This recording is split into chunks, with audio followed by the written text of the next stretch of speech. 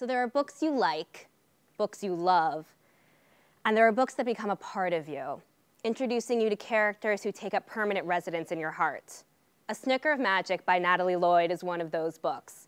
It's the story of Felicity Pickle, an 11-year-old word collector who sees words everywhere she goes, shimmering above strangers' heads, tucked into church eaves, even tangled in her dog's fuzzy ears. But although Felicity has traveled all over the world, there's one word she's never seen: home.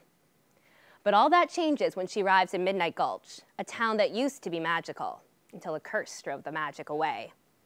Felicity knows Midnight Gulch is where her heart belongs, but first, she'll have to find the right words to break the spell and bring back the magic. Best-selling, beloved author Catherine Lasky made our spirits take flight through the owl world of Ga'Hoole. It made our hearts howl in celebration for the wolves of the beyond. Now, she's ready to whisk us away on another epic journey in her brand new middle-grade animal fantasy series, Horses of the Dawn. A group of horses are bound for the new world, at the mercy of men seeking gold. But the animals are thrown overboard, and against the odds, they survive and swim to shore. They know the greedy two-leggeds, humans, will do anything to get them back. But though these horses were born into captivity, they have wild spirits. And so, led by a young filly with a special destiny, they set off on a thrilling journey. Hi, I'm Emily Seif. Award-winning author Cynthia Lord's new middle-grade novel, Half a Chance, is both a sweet friendship story and a thoughtful book about memory, capturing the moment, and about savoring the time we have together. With the same artistry and care that she brought to the subject of autism in her Newbery Honor book Rules, she now tackles the subject of dementia. Here's Cindy to tell you more about Half a Chance. Hi everyone, this is Cynthia Lord and welcome to my backyard writing shed where I write my books, including my newest book, which is called Half a Chance. In this book, the main character's name is Lucy, and she is a photographer, and she decides to enter a photography scavenger hunt. And the boy next door, whose name is Nate, helps her with that. But as Lucy is taking photos for the contest, she starts to see through her camera something that Nate's family doesn't want to see, which is that Nate's grandmother is losing her memories. And Lucy ends up taking a wonderful, amazing, horrible, powerful photo of his grandmother. But there's a line in Half a Chance that says, even in the midst of horrible things, there are little bits of wonder, and all of it's true. And it reminds me that there's beauty everywhere, and sometimes it is art that lets us see it. So I hope kids will enjoy this book and enjoy watching Lucy take the photos and imagining what photos they would take for the contest, but also that they'll come away with that message.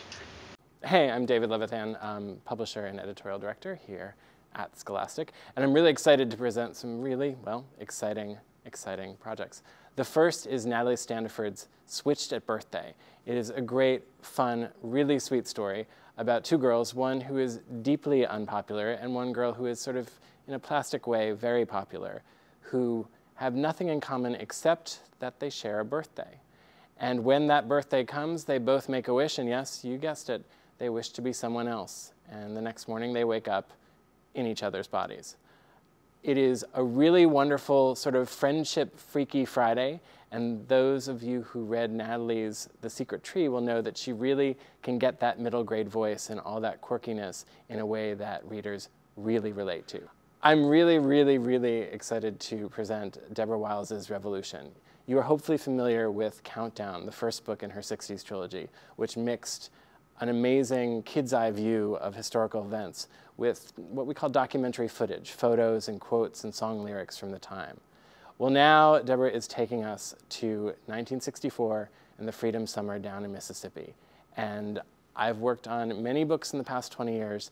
I have to say, this is a masterpiece. This is one of the best ones I've ever worked on. So here to tell you a little bit more about all of the ingredients that come together in Revolution is Deborah Wiles.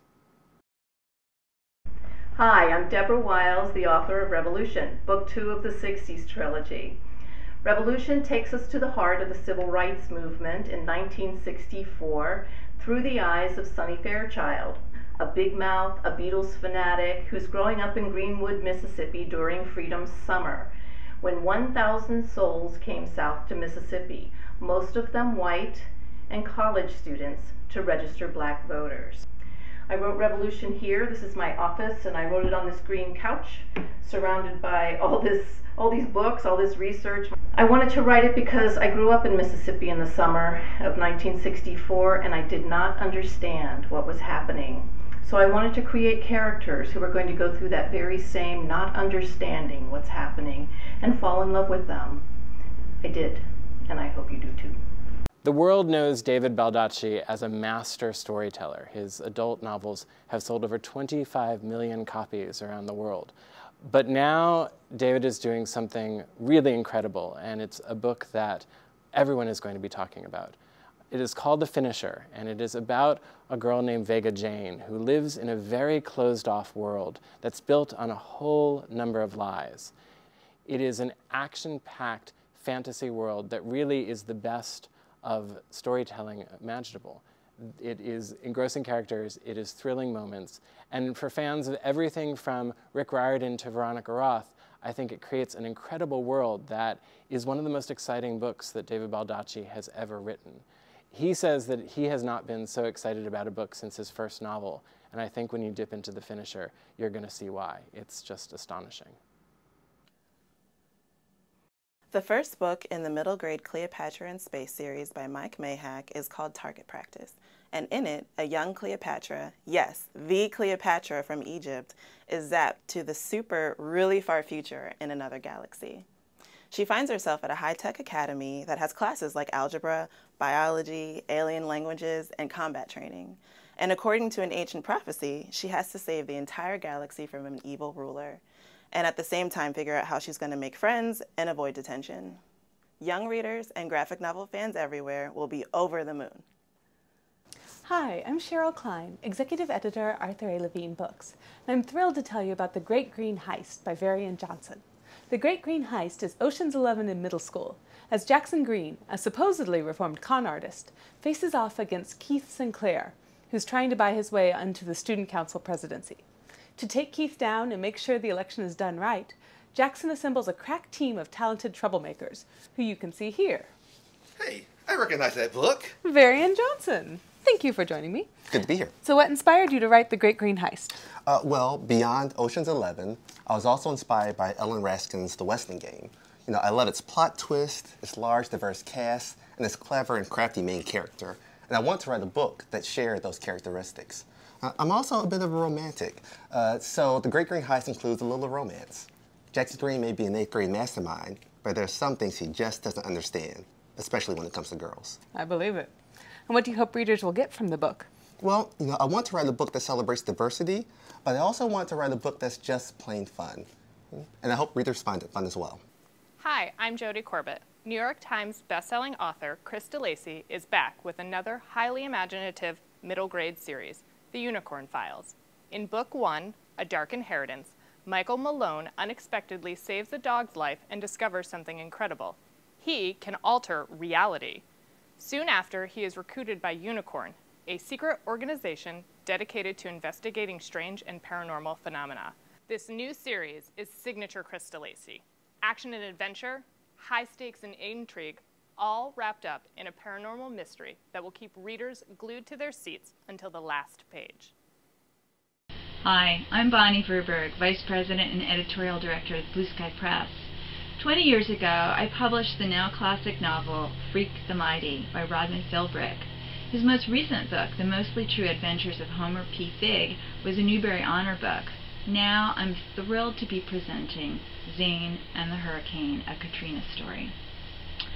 10 years ago, a hurricane named Katrina slammed into New Orleans and became one of the most unforgettable events in American history. In Rod Philbrick's page-turning novel, Zayn Dupree and his beloved dog, Bandit, are hopelessly trapped in an attic as the levees break and the water rises to impossible levels. Zayn and the Hurricane is a novel of courage and depth you won't be able to put down and you will never forget.